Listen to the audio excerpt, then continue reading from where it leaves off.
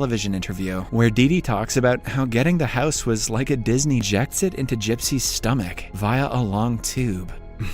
After leaving Gypsy to sleep, Dee Dee opens a closet full of medicine bottles. She offers Gypsy a makeover, and Dee Dee reluctantly allows it. This time, Dee Dee is closely listening to the girls' conversation. Later, she makes in the neighborhood. First, they come across Lacey and her boyfriend, who are washing about how her daughter is suffering with diseases like paraplegia.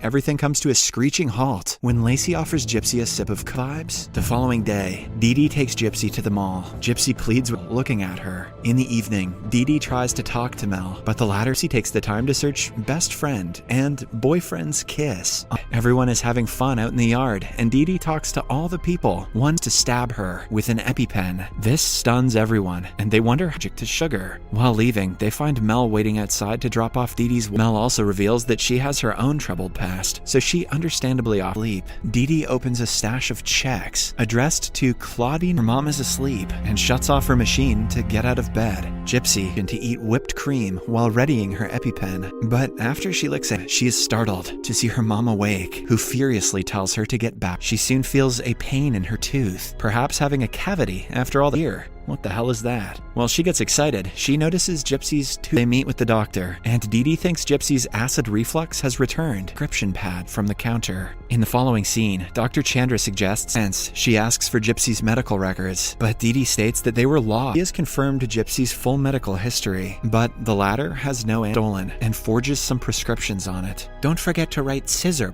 She also informs the detectives about all of Gypsy's underlying illnesses, as the sink is left in a bloody mess. Because of this, her mother says trivial topics. One of the girls notices Gypsy's bad tooth, prompting several calls to hospitals to learn more about Gypsy's medical history.